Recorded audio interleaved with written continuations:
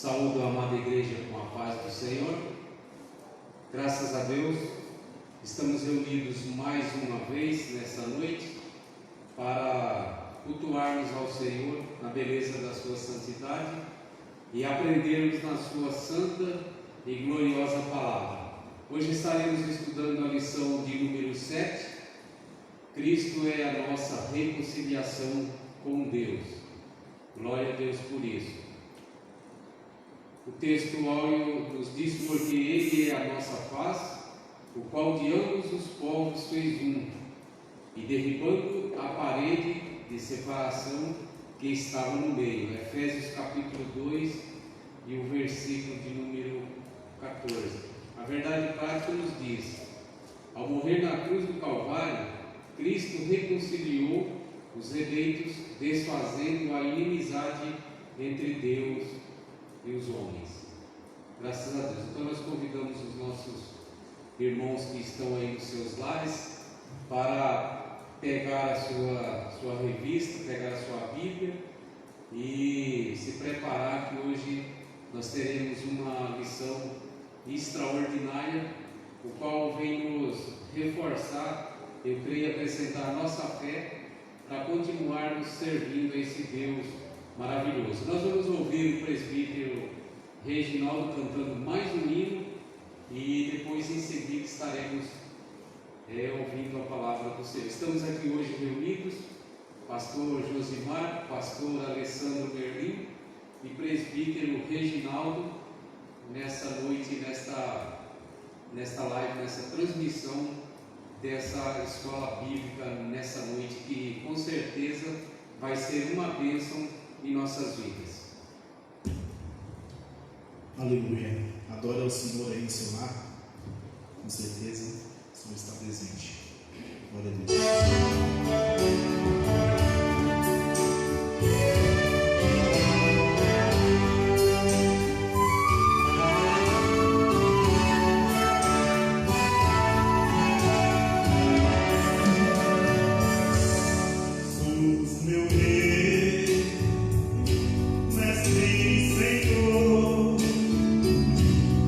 Teu amor revela-me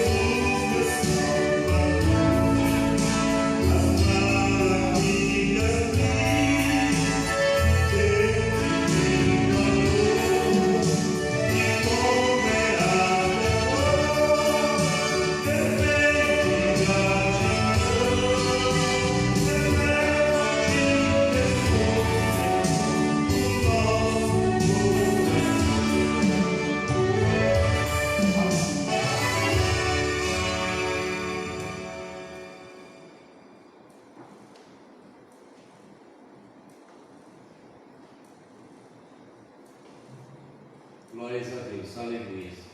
Graças a Deus por esse louvor.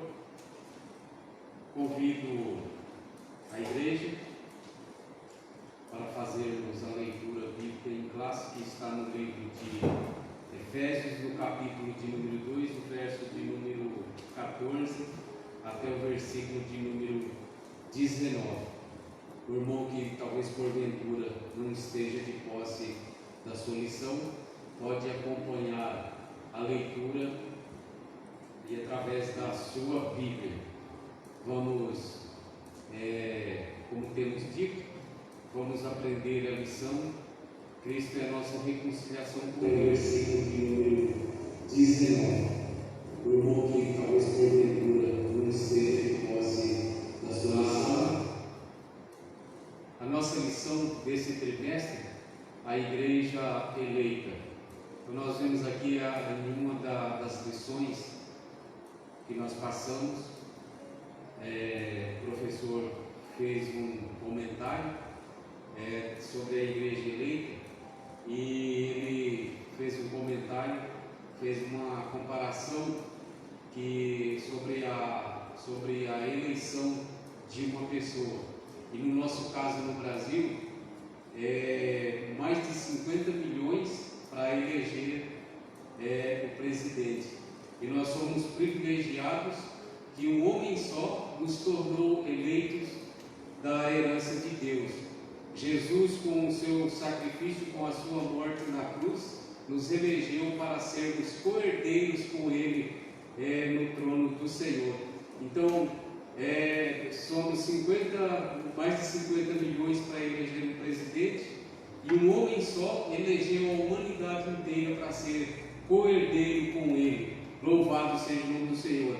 Então, prezada igreja, isso é um privilégio, a igreja eleita. Aleluia. Vamos para a leitura da palavra do Senhor, que nos diz: porque Ele é a nossa paz, o qual de ambos os povos fez um, e derribando a parede de separação que estava no meio, na sua carne desfez a inimizade, isto é, a lei dos mandamentos, que consistia em ordenanças, para criar em si mesmo dos dois um novo homem, fazendo a paz, e pela cruz reconciliar ambos com Deus em um corpo, matando com ela as inimizades. E vindo ele, evangelizou a paz a vós, que estáveis longe aos que estavam perto, porque por ele ambos temos acesso ao Pai em um mesmo Espírito. Assim que já não sois estrangeiros, nem forasteiros, mas concidadãos dos santos e da família de Deus. Amém. Glória a Deus. Eu convido o pastor Josimar, ele vai estar aqui orando por esse trabalho, já passando para o professor nesta noite.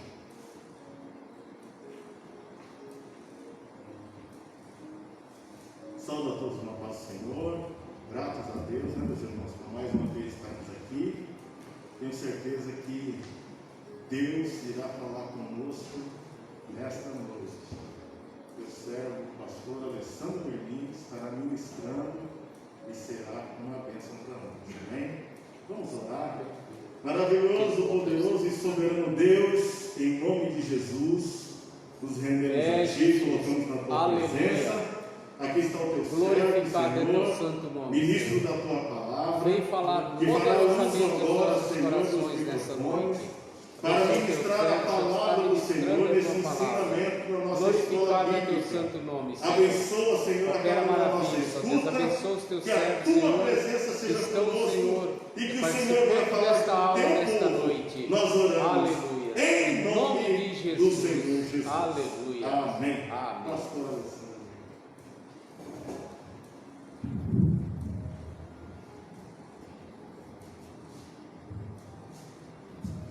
Cumprimento a todos que estão em suas residências ou em qualquer outro local onde nós estamos chegando até agora através dessa live, com a paz do Senhor. Que Deus abençoe vocês, que a palavra do Senhor possa chegar ao seu lar ou aonde você está. Meus irmãos, hoje nós estamos incumbidos de falar acerca da lição de número 7, que tem por tema Cristo, a nossa reconciliação com Deus. Nós iremos falar aqui sobre as duas fases da reconciliação em Cristo, mas obviamente que a predominância temática ela se dá sobre a reconciliação com Deus. O texto áureo que nós abrangimos é: porque Ele é a nossa paz, o qual de ambos os povos fez um, e derrubando a parede de separação que estava no meio. Efésios capítulo 2 e versículo de número 14. Iremos agora lembrarmos também de fazermos a leitura da introdução.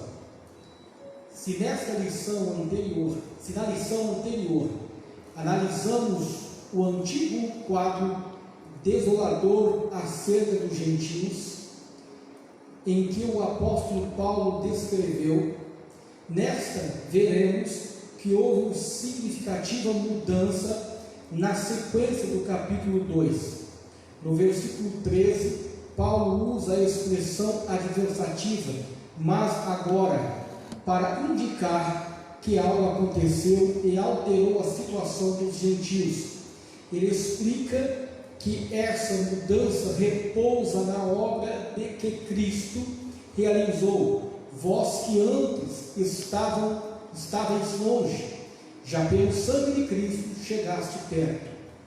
Na presente lição estudaremos os desdobramentos desta mudança. Meus irmãos, nessa sentença de introdução, nós não podemos deixar de lembrar que a carta aos Efésios é uma carta de grande sublimidade teológica, principalmente naquilo que diz a questão soteriológica, que são as doutrinas que abrangem a salvação.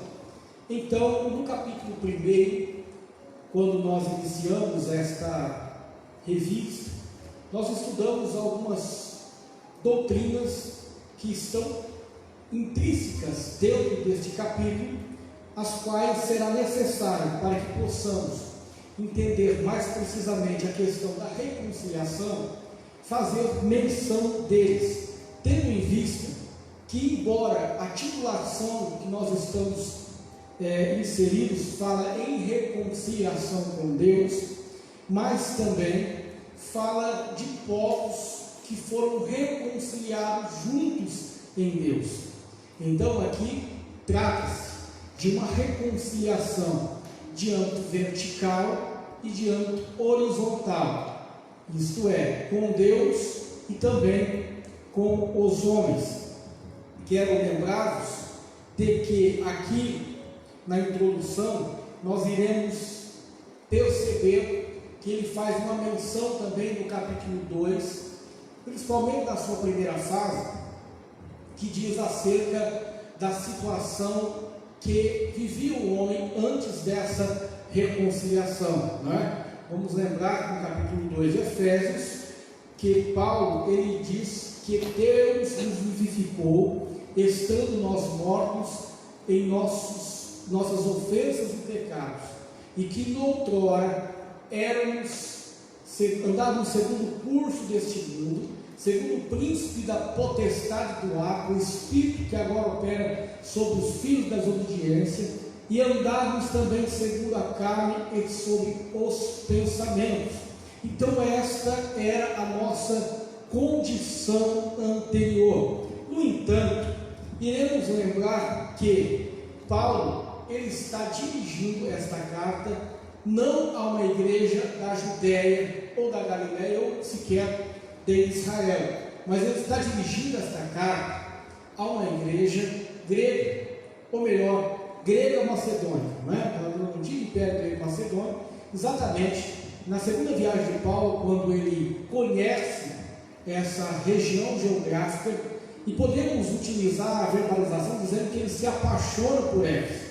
E ali ele prega durante um grande tempo em Éfeso, e fica ali depois, ele menciona esta carta. Então, a carta da igreja que foi dirigida a Éfeso é uma carta voltada exatamente a uma questão de uma igreja gentílica. No entanto, em Éfeso também havia os conhecidos como os judeus da diáspora. O que são judeus da diáspora? Diáspora fala também de dispensação, de saída daquele povo dos judeus da terra de Israel. O próprio Paulo, como assim era chamado de Saulo anteriormente em sua conversão, e que não se muda esse nome, na verdade é uma questão linguística da escrita do Novo Testamento, nós iremos perceber que ele também era um judeu da diáspora, porque a Bíblia nos mostra que a habitação de Paulo de Tarso era na Sicília. Então mostra-nos que ele não fazia parte dos judeus que viviam dentro da terra no período do Novo Testamento. E como isso se dá? Iremos perceber que quando Israel, ou melhor, Judá, foi levado para a Babilônia, iniciou um movimento religioso judaico. E ali houve grande número de judeus que se estabeleceram em outras regiões, principalmente na Ásia Menor, e se estabeleceram ali, mas nem por isso deixaram de ser judeu e praticar as suas religiões, a sua religião, melhor dizendo.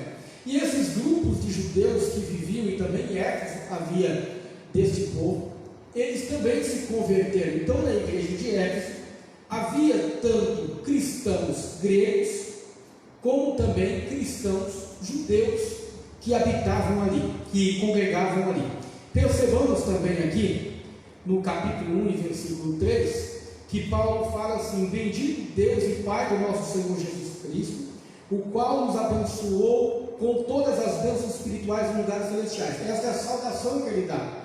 No versículo 4 ele começa a mostrar-nos isso, como também nos elegeu nele antes da fundação do mundo, para que fôssemos santos e irrepreensíveis diante dele em caridade. Agora preste atenção na verbalização que Paulo faz: e nos predestinou. Marque bem esse nos.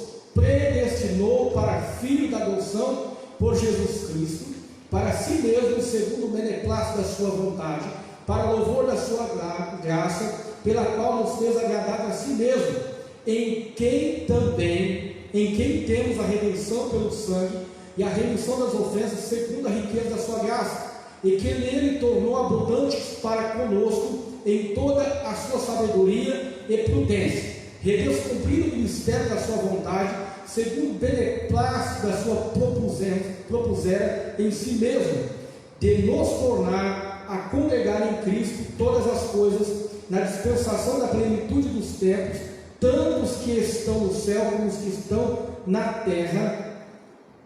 Digo, em que também fomos feita herança, havendo sido predestinados conforme o propósito daquele que nos faz todas as coisas, segundo o conselho da vontade, com o fim de sermos para o louvor da sua glória, nós, o que primeiro esperamos em Cristo. Veja bem, nós, os que primeiro esperamos em Cristo. Agora repare bem esse nós, que vai fazer uma diferença no versículo 13, que diz assim: em quem também vós estáis. Então aqui ele separa, mesmo no estado da graça, no estado não mais da lei, mas da graça, dois povos que foram remidos. Então, primeiro nós, que possivelmente Paulo está fazendo uma menção dos judeus que primeiro receberam o Evangelho, tendo em vista que Jesus ele nasce dentro do estado judeu e prega primeiro aos judeus. Então aquele primeiro grupo, aqueles primeiros possíveis 500 irmãos que se despediram de Jesus nos ares, quando Jesus sobe do Monte das Oliveiras. Então ele faz referência a esse nós, mas agora ele vai: o que também vós estáis nele. Então há dois povos que estão em Cristo ligados aqui. Veja bem, em que também vós estáis, depois de ouvirdes a palavra da verdade, o evangelho da salvação, e tendo nele crido, foste selado com o Espírito Santo. Então ele separa na graça dois povos. O primeiro povo, o que já esperava nele, no Messias. E o segundo povo é o que ouviu a palavra messiânica e tendo nele crido, foste selado. Então aqui ele fala também do ministério ou do mistério da reconciliação em Cristo. Então a palavra introdutória que nós iremos tratar, para que sejamos mais claros e reduzirmos tudo isso em poucas palavras, é falarmos que estamos agora, e é interessante que ele utiliza dentro da gramática brasileira para entendermos melhor a palavra que o autor aqui ele coloca como um advérbio, melhor como uma sentença de adversidade, que é mas, porém, agora. Ele coloca o agora junto com o mas na verdade o mas ele dá a adversidade, mas o que dá a sentença de tempo é o agora. Mas neste momento quer dizer o quê? Que lá atrás esse grupo que Paulo está falando no capítulo 1, no versículo 13, não estava incluído nessa verbalização paulina, mas agora está. Isto é, o grupo da igreja gentílica, da igreja da Grécia, os judeus é os que primeiro esperavam no Messias. E agora, mas este grupo que agora foi introduzido, eles receberam a graça por ouvir a palavra de Deus. Muito bem, então agora eu quero convidar aqui um dos nossos irmãos para fazer a leitura do primeiro capítulo, que é Cristo desfez a inimizade entre os homens. O presbítero Reginaldo pode fazer isso aqui no microfone, pode fazer a leitura completa deste capítulo, desde a Cristo desfez a inimizade entre os homens até aqui a revogação da lei e dos mandamentos. É bem amplo, porque nós já iremos trabalhar o capítulo inteiro. O exclusivismo religioso criou inimizade entre judeus e gentios. Nesse ponto, veremos o que Cristo faz para dar fim a esse litígio entre os homens. A parede da separação entre os homens. Trata-se de uma analogia com as muralhas do templo em Jerusalém. A estrutura da construção revela o exclusivismo religioso do judaísmo entre o santuário e o átrio dos gentios. Havia um muro de pedra com a proibição de acesso aos estrangeiros. O extremismo judaico quanto a esse aspecto levou a Paulo à prisão quando ele foi acusado de permitir um grego ultrapassar essa barreira. 2. A derrubada da parede da separação. Os apóstolos declaram que em Cristo foi derrubada a parede da separação que estava no meio. Essa barreira era tanto literal como espiritual, mas por mérito da cruz de Cristo, a divisória foi rompida. Assim, não somos mais forasteiros, mas somos da família de Deus. Temos acesso à presença do Pai, e pelo sangue de Cristo temos livre entrada ao santuário de Deus. 3. O conceito da lei dos mandamentos. A compreensão desse conceito repousa na visão tripartida da lei mosaica, a moral e cerimonial e a civil, que na verdade são três esferas da mesma lei. A lei civil diz respeito ao israelita como cidadão. A lei moral permanece em vigor como padrão de conduta, mas não como meio de salvação. A lei cerimonial é citada como sendo a circuncisão, sacrifícios, comida e bebida, dias de festas, lua nova e sábados. Esses ritos identificam a posição do povo judeu diante de Deus e demonstrava a hostilidade deles para com os gentios. 4. A revogação da lei e dos mandamentos. A eliminação das barreiras que dividiam os judeus e os gentios se deu pela revogação da lei dos mandamentos, que consistiam em ordenanças. Essa revelação não contradiz o que disse Jesus: não vim para revogar, mas para cumprir a lei, visto que, ao entregar o seu corpo para ser crucificado, Jesus cumpriu a lei, oferecendo-se como sacrifício em favor de ambos os povos. Desse modo, a revogação aqui aludida é a da lei cerimonial, que resultava em separação entre judeus e gentios. O ato de Cristo, oferecido a Deus em cheiro suave, aboliu a necessidade dessas ordenanças ritualísticas e assim a inimizade foi desfeita.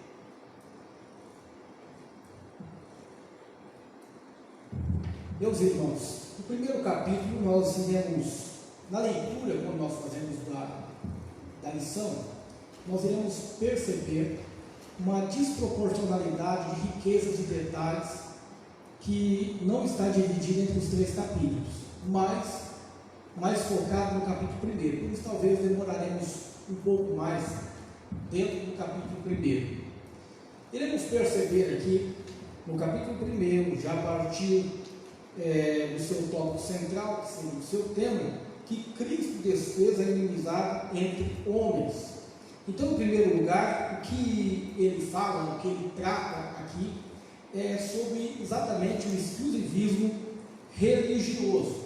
E, obviamente, que a questão do exclusivismo religioso, isso é, religião exclusiva, religião única que salva, ela não deixou de existir, ela apenas mudou de endereço do judaísmo para outras religiões e também denominações, até mesmo dentro do cristianismo, e nós iremos abranger isso daqui a pouco.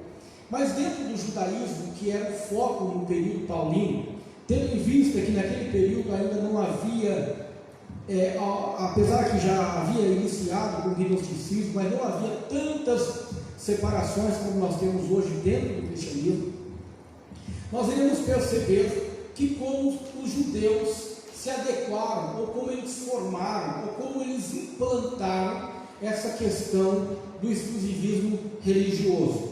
Primeiro, o autor ele faz algumas analogias sobre o templo, e ele fala sobre os muros do templo, sobre as próprias divisões do templo, trazendo aqui, implantando aqui dentro dessa analogia o que é exclusivismo religioso. Mas nós iremos entrar um pouco mais a fundo de como é que inicia-se essa divisão e como inicia-se esse exclusivismo. Nós iremos perceber que no tempo de Abraão, Deus chama Abraão, obviamente, para o exclusivismo, tendo em vista que Abraão foi chamado num período de exclusivismo, tendo em vista que as nações encontravam-se corrompidas. Então, na verdade, Abraão era portador da vitória, da aliança de Deus. Então, Abraão era portador. Mas quando chegamos no período mosaico, aqui inicia-se, de certa forma, a religião de Israel, se podemos levar assim, como nos seus mais primórdios tempos, apesar de que, na verdade, inicia-se Israel e não só uma religião, uma nação religiosa, porque era um povo santo, um reino santo, sacerdotal e exclusivista de Deus. Mas quando Deus permite ou chama eles para a construção do santuário, que era o santuário no deserto, nós iremos perceber que ali havia limites de exclusividade. Então, o tabernáculo de lona, o tabernáculo de tecido que foi feito no deserto, de monte a desmonte, o tabernáculo itinerante, ele era feito com as suas divisões, o pátio, e no pátio o que tinha nele? Ali havia o altar e a pia. No altar onde se ofertava os sacrifícios que eram queimados e eram mortos os animais, e a pia onde os sacerdotes lavavam as mãos. Então ali havia uma lera de sacerdotes que poderiam chegar até aquele local. Mais adiante havia um lugar santo, que no lugar santo havia os pães da proposição, uma mesa com os pães da proposição, havia ali também o incensário. Então, naquela localidade, havia também um grupo sacerdotal que ele tinha acesso àquele local.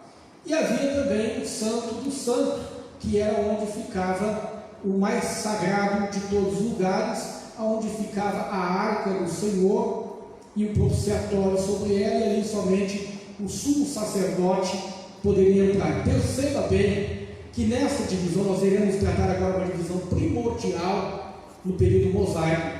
Somente um sumo sacerdote poderia entrar. Então ele era totalmente exclusivo para aquele trabalho que era feito uma vez ao ano. Posteriormente se tornou chamado o dia de Yom Kippur, ou dia da remissão. Mas naquele período ainda não contava com esse período, com esse nome, com essa nomenclatura, mas era uma vez ao ano que ele entrava. Então havia um exclusivismo para o lugar santíssimo, o santíssimo lugar, o lugar santo onde estava a mesa de preposição, o incensário, e também uma leira de sacerdote que tinha exclusividade em partes. E esse autor ele parte para essa questão. Mas lá na frente, quando Salomão ele constrói o templo, ele aumenta essas divisões. Então ele aumenta com um pouco mais de critérios. Ali já havia ato dos homens e ato das mulheres, quer dizer, as mulheres e os homens não congregavam no mesmo ambiente dentro do templo. Havia tudo isso que havia no tabernáculo, mas também, além disso, houve o acréscimo de um local que não havia no tabernáculo. Não havia a entrada de homens e mulheres que não faziam parte do grupo dos levitas, sacerdotais, mas agora havia o ato dos homens e o ato das mulheres. Quando esse templo cai em 586 anos de Cristo, 70 anos depois, os judeus retornam.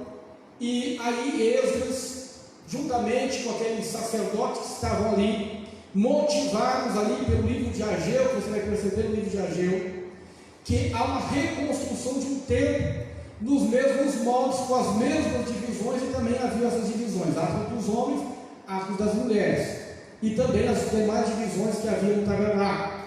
Lá na frente nós iremos perceber que Antíoco Epifanes faz a destruição do templo, e aí começa agora uma série de mudanças familiares, que são as famílias que predominavam no tempo, até que Herodes, que era um gentil, ele resolveu reinar sobre Israel, tomando sobre a família dos Macabeus, ali sobre a herança dos Macabeus, e ele reconstrói praticamente todo o templo numa reforma absurda. E nossa reforma absurda, porque ele não era um judeu, era um gentil. Ele tem ali o ato dos gentios, o ato das mulheres, o ato dos homens. Então ele inclui ali o ato dos gentios, onde os gentios poderiam entrar dentro do templo para as suas visitações. Então, diante disso, dentro dessa analogia, o autor ele percebe que na presença de Deus, agora espiritualmente falando, havia também essas divisões. Os homens não eram unidos, os judeus se achavam donos da presença de Deus, ao ponto de não acreditarem que o Messias ele viria para outros povos, mas simplesmente para os judeus. Então aqui é o exclusivismo religioso. E esse exclusivismo religioso, ele não só nasce dentro do templo, mas ele nasce na própria diáspora. Então quando os judeus eles foram levados cativos pelo reino babilônico, lá nós podemos perceber que no livro de Salmos, que eles não louvavam a Deus, eles penduravam as suas armas, porque era terra estranha. Eles consideravam um pecado cantar, louvar a Deus em terra estranha, que mostra o quê? Que eles se achavam um povo exclusivo, não é? Você percebe no próprio livro de Daniel, que Daniel orava 3 vezes por dia. Com que objetivo? De que forma? A janela tinha que estar aberta para onde? Para Jerusalém, não é? Então era uma fé na localidade geográfica, era uma fé na terra santa.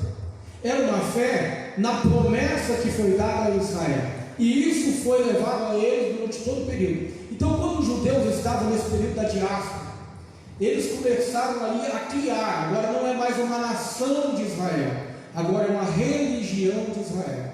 Então, a religião judaica foi criada exatamente na diáspora, porque ali eles implantaram as sinagogas, pequenos templos, com poucos locais, para as pessoas não sacrificarem, mas lerem e ter acesso na Torá, na doutrina. E ali foi criando uma ideia de que o judaísmo era dono da adoração do Deus Yahvé, do Deus de Israel. Então essa ideia de exclusivismo religioso nasce nessa perspectiva. E agora o que acontece? Pessoas que não eram judeus começam a se converter ao judaísmo na diáspora, antes do cristianismo, e eles eram chamados de presélitos, não é? Pessoas que abandonaram as suas antigas religiões, se converteram e tiveram que pagar um alto preço diante da lei de Moisés para que pudessem entrar. E aí entra exatamente nessa religião do exclusivismo judaico religioso, entendeu? Então aqui é extremamente voltado à exclusividade da religião. Nós também percebemos aqui que neste contexto o que se forma? Se forma duas barreiras, e aqui o autor ele trata dessas barreiras. Como podemos falar sobre essas barreiras? A primeira barreira que nós encontramos é a barreira literal. O que seria a barreira literal? A barreira literal é que, se nós lermos a Bíblia, a base do Antigo Testamento, nós iremos perceber o quê? Que a Bíblia, na base do Antigo Testamento, ela é redirecionada a todo o contexto de Israel. Aliás, a Bíblia do Antigo Testamento, os livros, os 39 livros que nós temos aqui, na nossa Bíblia Sagrada, que ela é a base judaica, e também na Bíblia da Septuaginta, que a Igreja Católica usa com seus livros a mais, ela também é a base judaica, é para redirecionar não só as promessas, como todas as demais palavras ao contexto judaico. E tudo isso, meus irmãos, no Novo Testamento, trouxe ao Novo Testamento um sentimento segregatório, de separação, em que os judeus acreditavam ser ainda donos da presença de Deus, mesmo com a chegada do Messias. Então a primeira barreira é a barreira literal que estava exposta na letra da Bíblia Sagrada do Antigo Testamento. A segunda barreira que nós podemos encontrar é a a barreira espiritual, não é? Os judeus, eles colocavam uma barreira espiritual sobre a igreja gentil. Nós iremos perceber que há algumas cartas que elas são dirigidas para esclarecer sobre o fim dessas barreiras. Se nós lermos a própria carta aos Efésios, nós iremos perceber que Paulo ele fala sobre a junção de dois povos, que são os judeus e os gentios. Se nós lermos Romanos, nós iremos perceber que, porque a Bíblia fala, porque aqueles que sem lei pecaram, sem lei perecerão, aqueles sobre a lei pecaram, sobre a lei serão julgados. Então, os sem lei que Paulo fala são os gentios, e os que sobre a lei são os judeus.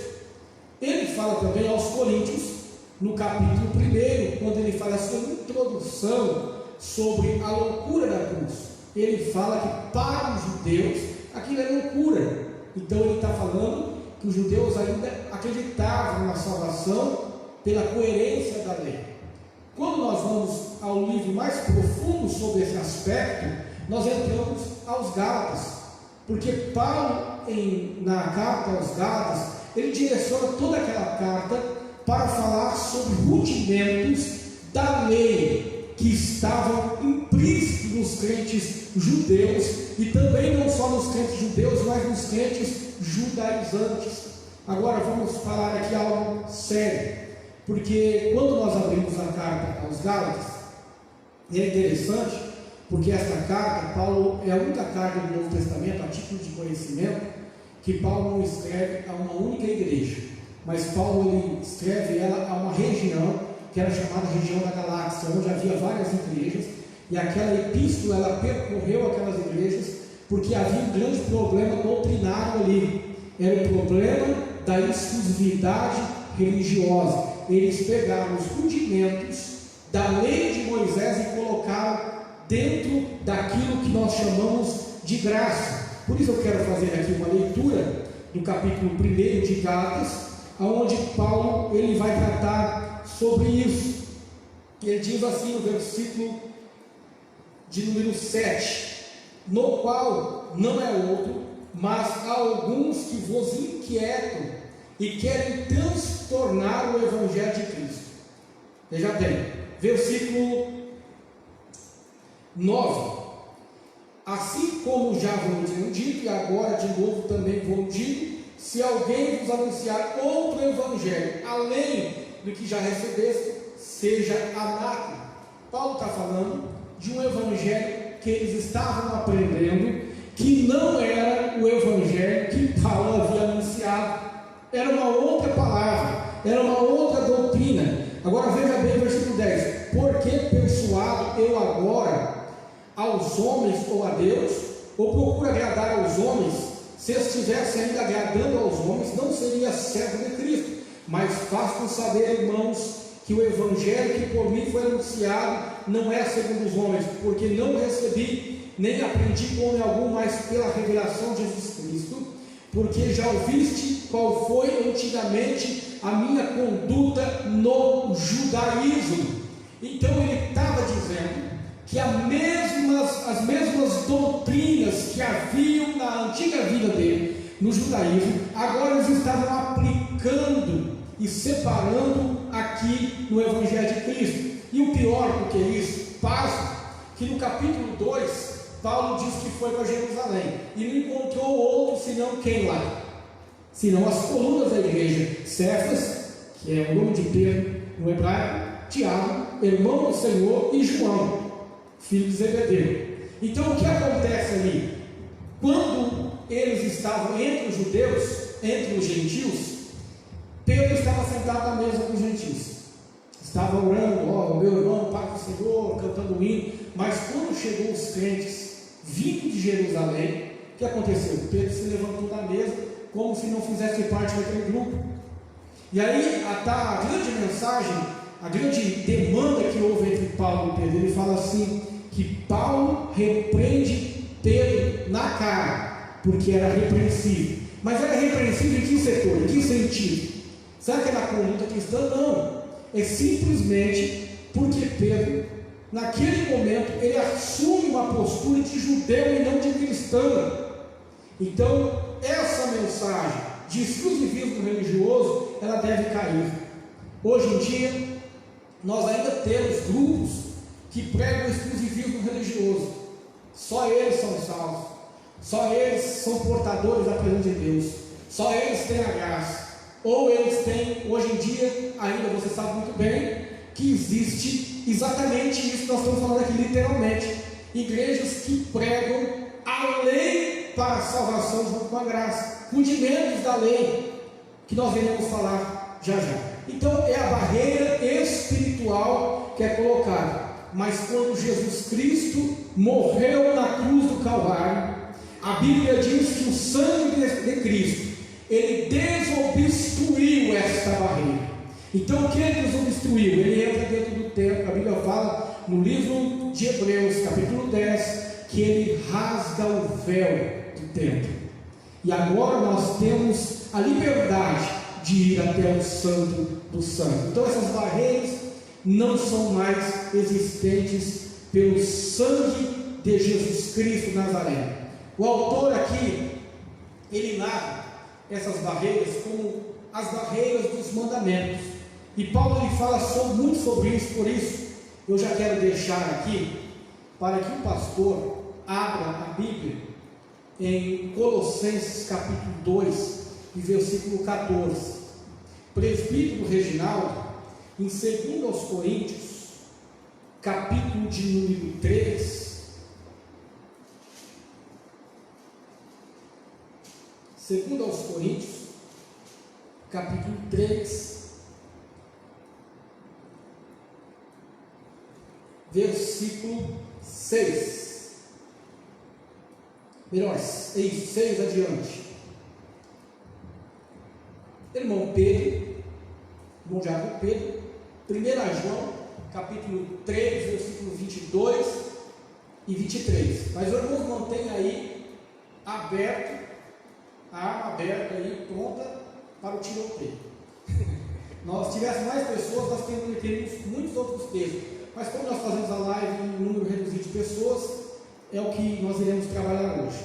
Muito bem, então, os mandamentos. O Antigo Testamento tem a questão dos mandamentos. E os mandamentos estão ligados ao Decálogo do capítulo 20 de Êxodo. No entanto, o capítulo 20 de Êxodo é a força inicial dos mandamentos que vai percorrer todo o Pentateuco ou toda a Torá, como nós sabemos. Os mandamentos, segundo o autor, e conforme a Bíblia nos mostra, ela tem uma divisão, que é a divisão civil, a divisão cerimonial e a divisão moral. Eu tirei da ordem do autor aqui, para que nós venhamos a trabalhar. A divisão civil, obviamente, que são aquelas ordenanças que nós estamos ligados para que nós venhamos a ter uma melhor vida em sociedade. Não existe local no mundo que não haja leis civis. Inclusive, quando você pega o Código Penal, você vai ver que todo o Código Penal ele está ligado ao Decálogo, à lei de Moisés. Por exemplo, aqui no Brasil, o artigo 121 não fala não matarás, não proíbe ninguém de matar, não usa a palavra não, mas diz, por exemplo, matar alguém é crime. E isso é o que? Faz parte, o Código Penal ele faz parte da lei civil e está ligado lá.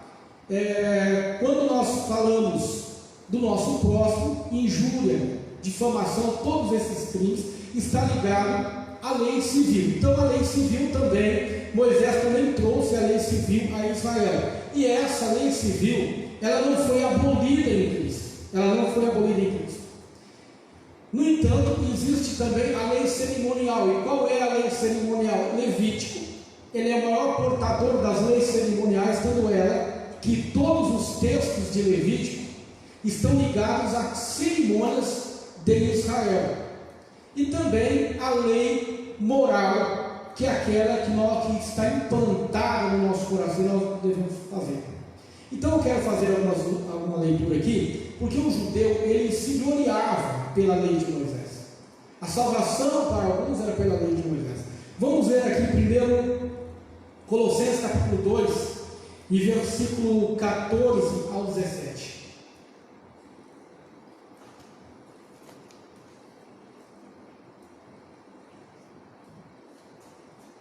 Vamos lá então, Colossenses capítulo 2, verso 14 ao 17 diz assim: havendo riscado a cédula que era contra nós nas suas ordenanças, a qual de alguma maneira nos era contrária, e atirou do meio de nós, cravando-a na cruz, e despojando os principados e potestades, os expôs publicamente, e deles triunfou em si mesmo. Portanto, ninguém vos julgue pelo comer ou pelo beber, ou por causa dos dias de festa, ou da lua nova, ou dos sábados, porque são sombras das coisas futuras, mas o corpo é de Cristo. Perceba bem, meus irmãos, que a igreja dos Colossenses também é uma igreja gentílica. E Paulo está citando aí o que? Rudimentos do judaísmo que estavam sendo lançados sobre uma igreja dos gentios, não é? Porque eles estavam sendo julgados pelo quê? Pelos dias de festas, pelas ruas novas e pelo sábado. Então Paulo está esclarecendo essa doutrina, dizendo que ela é sombra das coisas que haveriam de vir, primeiramente. Segundo, gostaria de fazer aqui a leitura de 2 Coríntios capítulo 3, versículo 16, porque alguns que aí estão, que andam pregando sobre a lei do Evangelho, pregam que que Jesus aboliu na cruz não a lei do mandamento que foi dado no Sinai, mas a lei posterior que foi escrita por Moisés no decorrer do período em que ele ficou aí. Vamos ver se é isso mesmo que Paulo fala em 2 Coríntios 3, 6 a seguir. O qual nos fez também capazes de ser ministros de um novo testamento, não da letra, mas do Espírito, porque a letra mata e o Espírito vivifica. E seu ministério da morte, gravado com letras em pedras, veio em glória, de maneira que filhos de Israel não podiam filtrar os olhos na face de Moisés, por causa da glória do seu rosto, a qual era transitória. Como não será de maior glória o ministério do Espírito?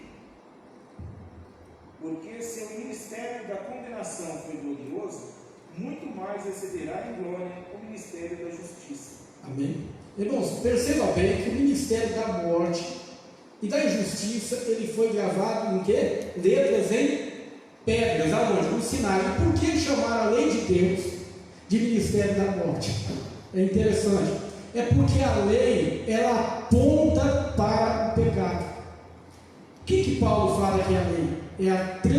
O pecado, é a transgressão da lei. Então ela aponta para o pecado. Por isso ele chama. Mas o ministério da vida é Cristo. Então são rudimentos. E para agora concluir essa leitura, depois eu vou fazer mais além, Deus, ele nos deu um mandamento. Nós não estamos sem mandamento no ministério da reconciliação. Vamos ver, vem cá, Diácono João Pedro, faz essa leitura para a gente. 1 João capítulo 3, versículo 22 e 23.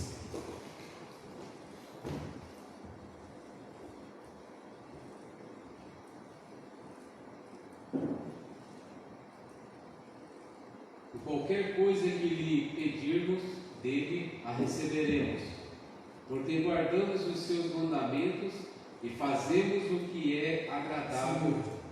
Olha, que pedimos a ele, receberemos, porque guardamos os seus mandamentos, fazendo o que é agradável. Vai lá.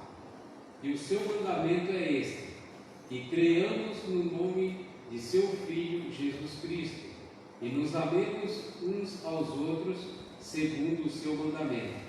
Então veja bem, qual é o mandamento do Novo Testamento? Que creiamos em Jesus Cristo e amamos uns aos outros.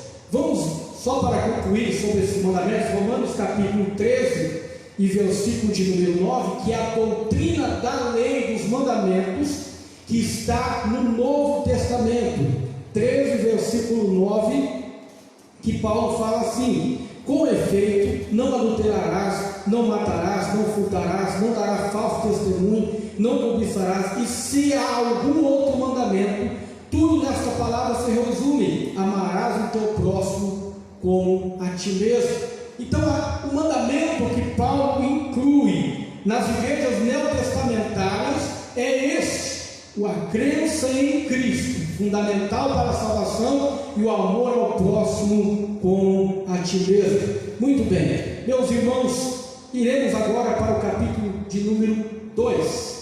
Quero pedir aqui, irmão Pedro, para fazer a leitura do capítulo de número 2, que pela paz Cristo fez um novo homem, o capítulo inteiro.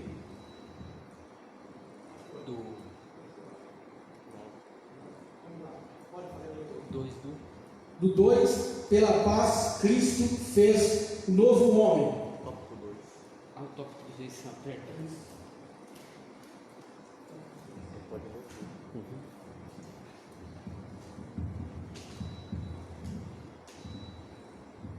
Tópico 2. Pela paz Cristo fez um novo homem. A partir da expiação na cruz, a paz foi proclamada de ambos os povos, judeus e gentios. Cristo fez uma nova humanidade. O conceito bíblico de paz. De forma geral, a paz é a descrição de boas relações, do fim de um conflito, do estado de tranquilidade e de uma qualidade espiritual. Na passagem em apreço, o apóstolo ressalta a paz conferida por meio de Cristo. Sua morte na cruz desfez nossa inimizade com Deus e como os homens, tornando possível a reconciliação entre ambos e promovendo assim a paz. Cristo é o motivo da nossa paz. Paulo declara que Cristo é a nossa paz. Essa expressão aponta para uma conotação mais profunda, pois Cristo não é apenas o autor da paz, mas literalmente a nossa paz. Isso implica o conceito de comunhão espiritual, ou seja, Cristo habita em nós, sendo Ele mesmo a nossa paz. Desse modo, essa paz repousa na igreja, entre o crente e Deus, e entre judeus e gentios, agora um único povo em Cristo Jesus. A nova humanidade formada pela paz. Cristo uniu os povos de outrora.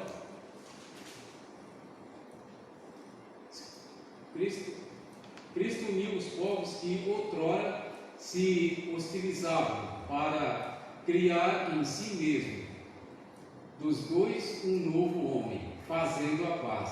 Essa unidade não foi o resultado de algum acordo firmado entre os homens. Ela foi realizada entre si mesmo, ou seja, o único modo possível era em Cristo e por meio de Cristo. A partir desse ato surge uma nova humanidade, a igreja, onde não há circuncisão e nem incircuncisão. Foi Cristo quem criou esse novo povo, fazendo a paz. Nele, as desigualdades foram eliminadas, a acepção de pessoas desfeita, a etnia e a classe social desapareceram.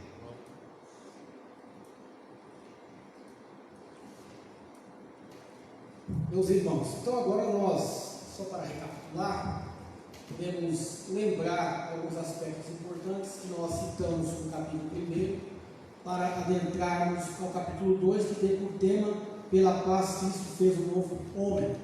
Então no capítulo 1 nós citamos o que separava o judeu dos demais povos, era o que mantinha essa diferenciação entre os povos, era a questão da religião judaica, dos seus princípios legais, das suas leis, que abrangiam o princípio religioso dentro do coração desse povo, que fazia esta divisão. Mas no capítulo 2, aqui, logo em seu final, nós iremos lembrar que havia o que? Desigualdade, que agora foram eliminadas, acepção de pessoas, etnias e classes sociais que desapareceram. Então eram exatamente as diferenças que a lei de Moisés, sendo interpretada daquela forma pelos judeus, causaram nos povos. Então causou o que? Desigualdade, acepção de pessoas, as questões étnicas foram colocadas em primeiro lugar, e as questões sociais. E o interessante disso é que a manifestação de Cristo, dentro do Novo Testamento, o conceito de manifestação de Cristo, ele abole todas essas diferenças sociais, porque na igreja não deve haver as diferenciações sociais. Na igreja também não deve haver problemas de etnias e nenhum outro problema voltado às mesmas questões que haviam com o período mosaico. Então, o autor ele coloca que a partir da expiação na cruz, o que aconteceu? Qual é a importância do ato de Deus em doar o seu filho para a cruz? Qual era o objetivo de Deus? Era reconciliar consigo o mundo. E essa reconciliação, ela tem uma abrangência horizontal e vertical. O interessante disso tudo é que a cruz, ela tem exatamente essa extensão. Ela é vertical e ela é horizontal. A verticalidade da cruz, ela aponta para o céu, ela aponta para o Pai. ela mostra o caminho, e a horizontalidade da cruz, ela mostra a mão aberta, as mãos abertas de Cristo, mostra a inimizade entre os homens sendo terminada e Deus reconciliando em Cristo todos os homens. Então, o que nós entendemos aqui é que na expiação da cruz, a paz foi estabelecida não só para os judeus, mas para ambos os povos. E de que forma? Quando nós lemos aqui, fizemos a menção do capítulo 1, lembra que nós utilizamos aqui a verbalização da questão do nós e agora vocês? Por quê? Porque primeiro, a Bíblia é taxativa em dizer que ele veio para o que eram seus. Primeiro isso. E quem eram esses seus? Os próprios judeus. Então a manifestação de Deus, nesse primeiro momento, ele veio para o que eram seus. Mas qual foi a consequência dessa vinda messiânica, diferente daquela que os judeus acreditavam? Ele veio para o que eram seus, mas os seus, que eram judeus, não o receberam. Mas todos os que receberam a abrangência mundial e universal do Evangelho foram feitos filhos de Deus. Então, o cristianismo, o Cristo do cristianismo, ele se manifesta nesse momento inicial para os judeus, mas depois o cristianismo toma proporção nos povos, reconciliando todos os povos consigo.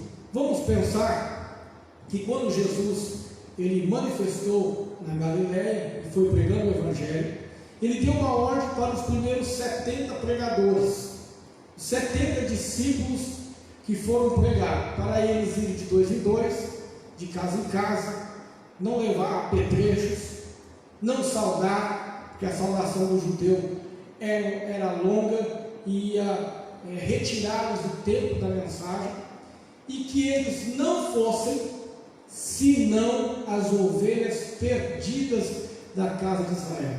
Então, o primeiro agrupamento da mensagem foi inicialmente dirigida aos judeus, não é?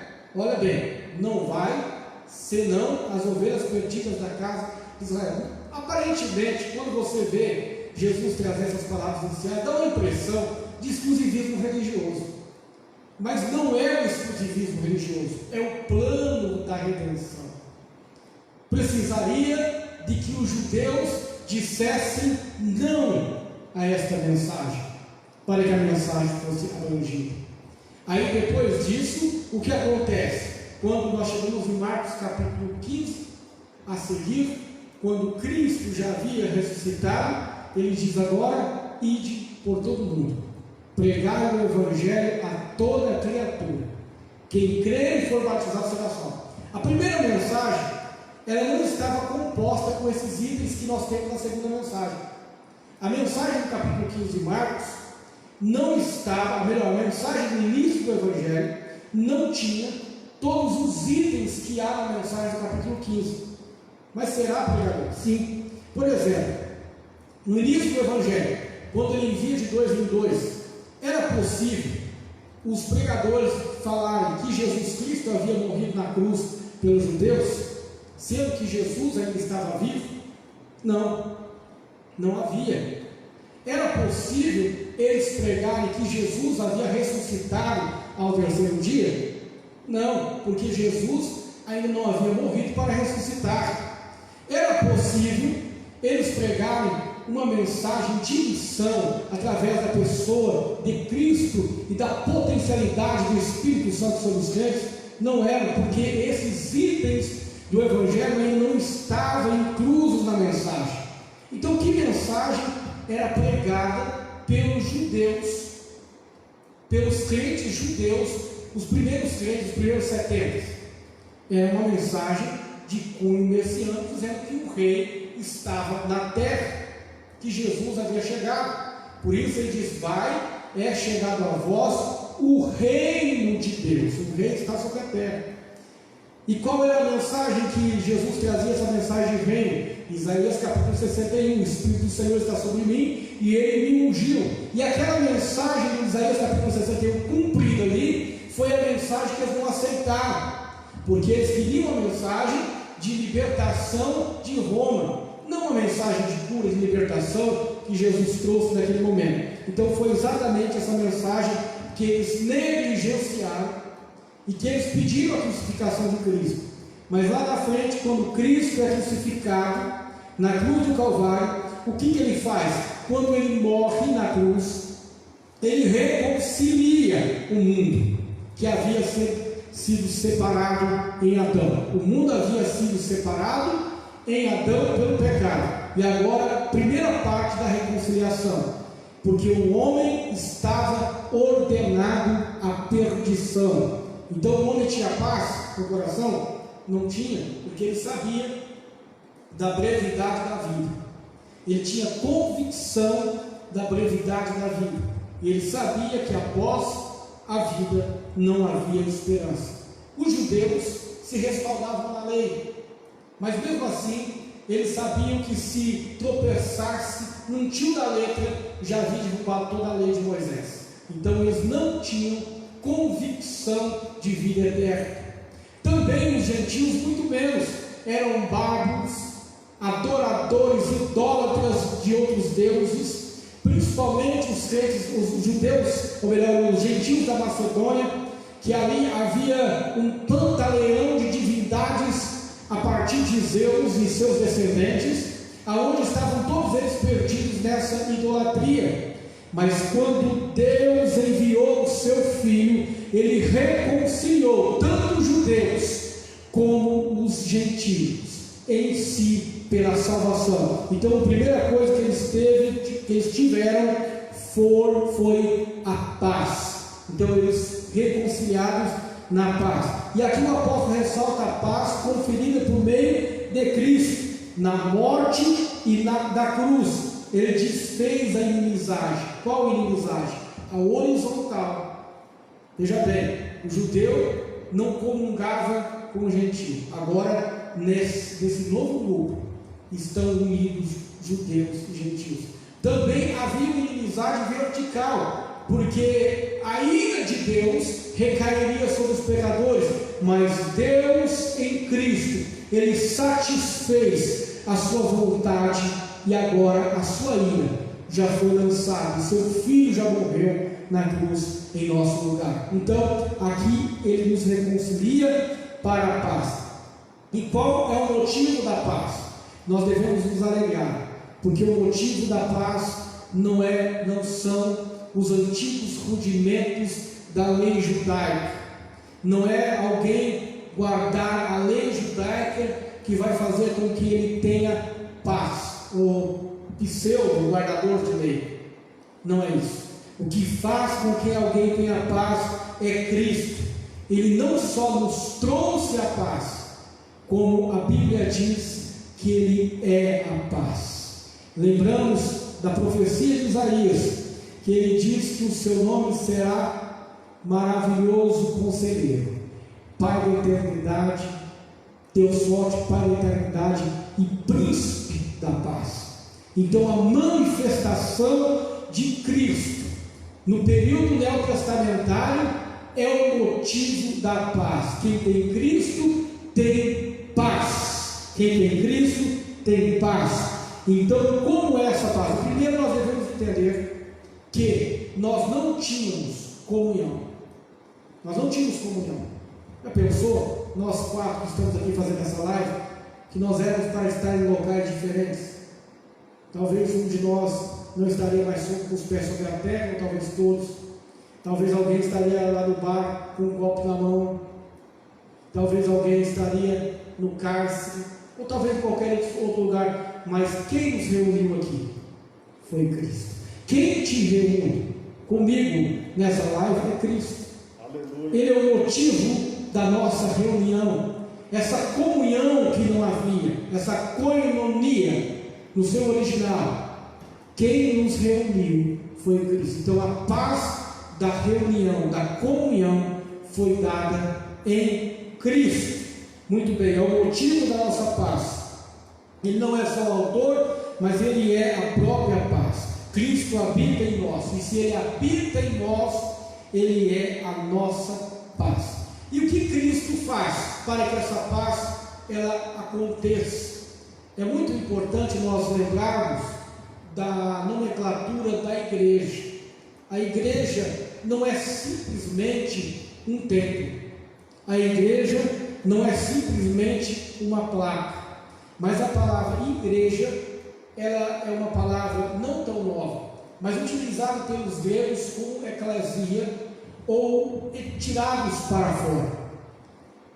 É um grupo que foi retirado para fora do mundo. Então Deus tirou para fora do mundo tanto judeus como gentios e reuniu em uma nova humanidade chamada igreja. Então esta nova humanidade, ela foi feita por Cristo. E vamos lembrar que em uma das ímpares mensagens de Cristo sobre esse contexto de igreja, ele inicia falando sobre o seu messianismo. Quem dizem os homens ser o filho do homem? Uns dizia um profeta, outros dizia Isaías, outros dizia João Batista, e aí por diante. E aí pergunta: tu, Pedro, quem dizes que eu sou? O Senhor é o Cristo, o Filho de Deus. Agora é necessário que vá ao Calvário, morra. E Pedro tenta intervir: não faça isso, não me impeça. Está atrás de mim, Satanás. Porque as portas do inferno não prevalecerão contra a minha igreja.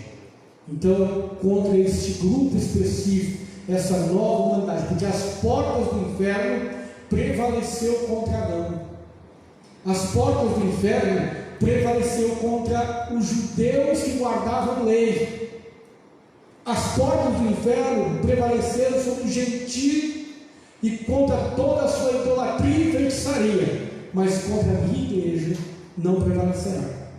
Então a igreja é a unidade de Cristo em seu corpo, cuja cabeça é Ele mesmo.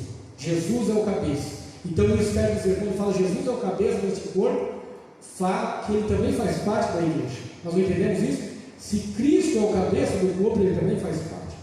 E se Cristo venceu na cruz e ressuscitou ao terceiro dia, isso quer dizer que nós não venceremos, mas nós já vencemos a igreja. A igreja já venceu. E por isso a igreja está predestinada. Não falo do indivíduo ser predestinado, a igreja, porque a cabeça já está no céu. Já está no céu, é Cristo o cabeça da igreja. Eu gosto muito de fazer a leitura de Apocalipse capítulo 1, aonde João, ao ver toda aquela revelação, aquela visão de Cristo ressurreto, ele diz que cai aos seus pés como morto. Então Jesus toca com a destra e diz: não temas, eu sou o primeiro, o último, o que esteve morto, mas agora vive e tem as chaves do inferno e da morte. E Efésios capítulo 2 diz que Ele nos vivificou e nos fez assentar nas regiões celestiais em Cristo Jesus. Estão entendendo porque a igreja ela não vai parar no caminho? Porque a parte principal já está no céu. E nós somos o corpo dessa parte principal, que é Cristo. Amém? Então Ele nos dá a paz, Ele nos dá a comunhão. Iremos adentrar aqui a terceira parte. Nós temos 12 minutos para concluir isso. Pela cruz, reconciliados com Deus no corpo. Quem poderia fazer a leitura? O pastor pode fazer?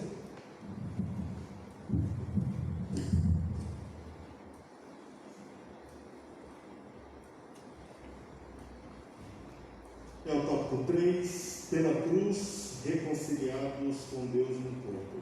O ministério da reconciliação desfez a inimizade entre o homem e Deus, bem como entre os homens. Essas dádivas foram possíveis por causa da cruz de Cristo. Ponto 1. Cristo se fez maldição por nós. Ser condenado à morte de cruz era um sinal de maldição e de profunda humilhação. O réu era açoitado por um chicote de várias tiras de couro, acompanhado de chumbo ou ossos nas pontas. Em seguida, era obrigado a carregar publicamente sua cruz até ao local da execução. Por essas razões, a cruz era escândalo para os judeus e loucura para os gentios. Apesar disso, Cristo suportou a afronta e levou a nossa culpa, entregou seu corpo para a crucificação e se fez maldição em nosso lugar. Ponto 2. Reconciliados pela cruz de Cristo. Foi o sacrifício vicário de Cristo na cruz e sua consequente vitória sobre a morte que possibilitaram nossa reconciliação com Deus e com os homens. Nessa perspectiva que Cristo é a nossa paz, que pela sua carne um novo homem foi criado, fazendo a paz, e que também evangelizou a paz a vós, proclamando ao mundo as boas novas da cruz. A mensagem da cruz apregoa a paz entre Deus e os homens, isto é, o ministério da reconciliação. Ponto 3. Reconciliados na cruz em corpo. O apóstolo Paulo reforça que o propósito de Cristo foi o de reconciliar ambos, judeus e gentios, com Deus em um corpo. A ênfase aqui recai sobre a inimizade existente na vertical, isto é, entre os homens e Deus. No versículo 14, o destaque era a inimizade horizontal, quer dizer, entre os judeus e os gentios, de forma que a reconciliação deve ser duplamente compreendida. As duas inimizades foram desfeitas quando Cristo levou nossos pecados no madeiro. A ira de Deus, que por causa dos pecados estava sobre nós, foi cravada na cruz. Assim, a reconciliação foi concretizada pela cruz, gerando um novo povo, num único corpo, a família de Deus, a Igreja de Cristo.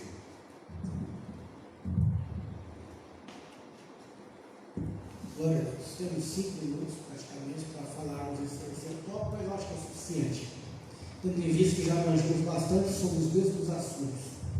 Meus irmãos, nós já tratamos aqui a condição religiosa do primeiro tópico, que separava judeus e gentios. No segundo tópico, percebemos que nós agora temos paz. E no terceiro, basicamente, nós iremos falar como foi adquirida a paz. É isso que é interessante.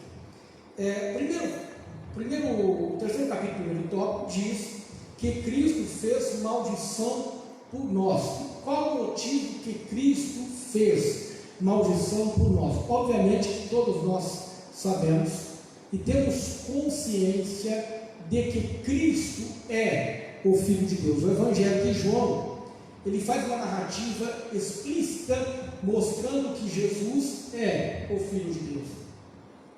E o Filho de Deus, ele se colocou na pior condição possível para nos dar a paz. Iremos entender, como nós já sabemos, que Cristo, ele absorve a morte, não só a morte, mas a morte de cruz, que naquele período era tido como o pior tipo de morte que alguém poderia receber. Aliás, em poucas épocas do ano, os romanos faziam esse tipo de sacrifício humano para condenar alguém à morte. Mas a Bíblia diz que Jesus foi condenado à morte, e à morte de cruz, por nossos pecados. A Bíblia fala que Jesus ele recebeu uma quarentena de açoites menos um. Isto era um tipo de chicote que ele tinha em suas pontas vários pedaços de ossos e chumbo, e quando batiam, confrontavam contra a pele, ele adentrava em uma certa perfuração na pele, e na hora de sair, a dor era pior do que a dor do confronto, ela arrancava os pedaços de pele.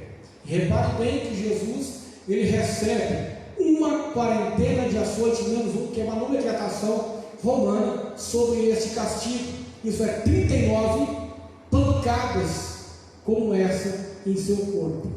Então o preço que Jesus paga, em primeiro plano, para que nós tenhamos paz, é um preço de dor. Irmãos, Jesus sofreu várias dores por nós. A primeira dor que eu percebo que Jesus sofre, uma dor moral. Quem já viu um homem trabalhador passar na rua, alguém fala lá, vai um vagabundo, não tem o que fazer, não é? Dói.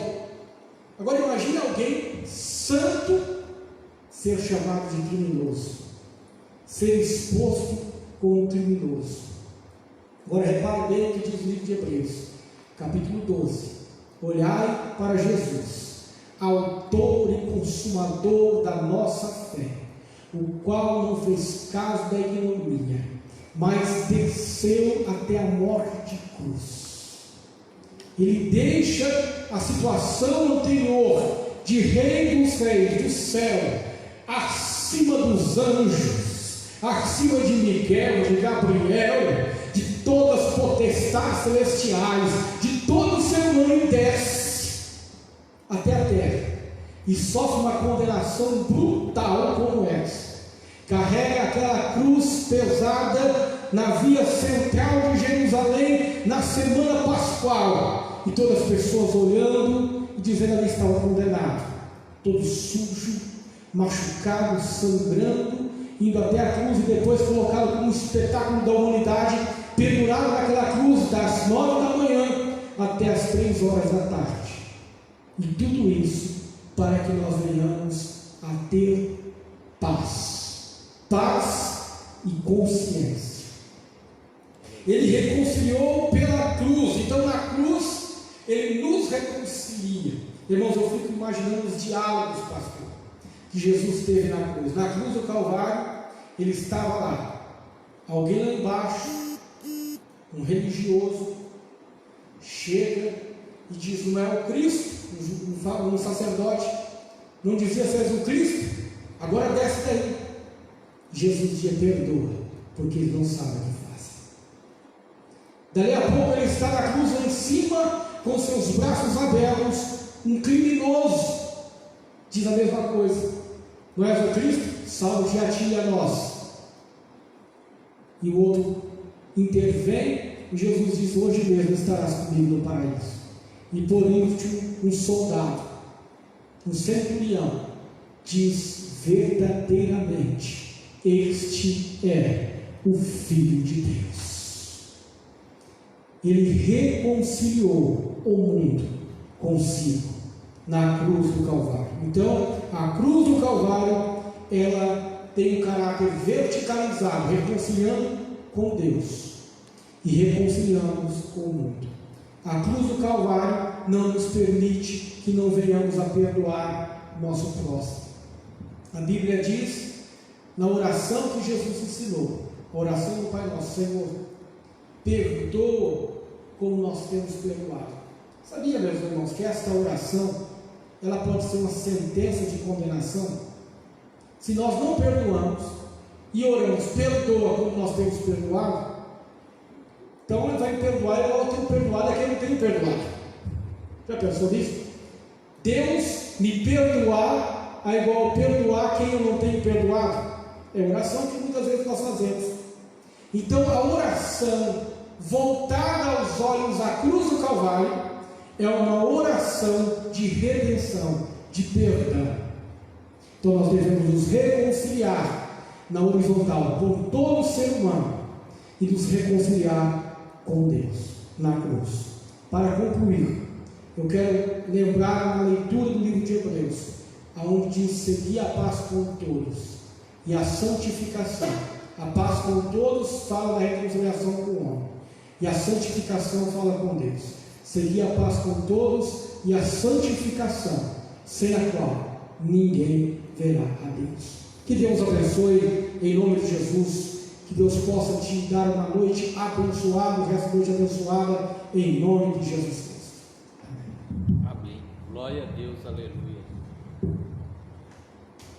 Louvado é o nome de Jesus, que Deus abençoe você e a tua família. Lembrando que, se Deus permitir, sábado que vem estaremos aqui em mais uma live da EBD, e vai ser a lição número 8, edificados sobre o fundamento dos apóstolos e dos profetas. Será uma bênção com certeza, amém? Vamos orar a Deus, você e o seu lar, né? Nós vamos estar fazendo essa oração final e já dando a bênção apostólica, encerrando, né, nesta noite. Que Deus abençoe você, a tua família, que esse fim de noite seja uma bênção na tua casa e que amanhã, se Deus permitir, nós possamos ter um domingo abençoado e às 19 horas temos live aqui no culto de adoração a Deus, amém? Vamos colocar em pé agora, meus irmãos, é a nossa oração final e nós vamos estar intercedendo agora por cada um que se conectou, por cada família e também por todos os nossos irmãos que congregam aqui no Jardim Feito, pela Igreja do Senhor, as autoridades, né? Que a bênção do Senhor venha estar sobre o nosso país, sobre a Igreja de Cristo. Oramos, maravilhoso Deus, Maravilhoso te Deus. agradecemos, ó Pai, por mais esta oportunidade de aprender da Tua Palavra. Te agradecemos por ter ouvido e aprendido nesta noite. Tenho certeza, Senhor, que esta palavra chegou a muitos lares e vai chegar ainda a muitas pessoas. Que o Teu nome seja honrado e glorificado. Abençoa, Senhor, nossos irmãos. Abençoa o irmão Guiomar. Abençoa o diácono Adelso. A cada um que necessita, Senhor, das orações. Nós intercedemos agora a Tua igreja, as autoridades, a nação brasileira, em nome de Jesus. Aleluia. Que a Tua bênção, a Tua graça seja com o Teu povo, assim oramos, em nome do Senhor Jesus. Que a graça do nosso Senhor e Salvador Jesus Cristo, o grande amor de Deus e a comunhão do Espírito Santo seja com todos, e assim dizemos, amém. Porque se Deus é por nós, quem será contra nós? Que Deus abençoe e uma ótima noite em nome de Jesus. Fiquem todos na paz do Senhor. Amém.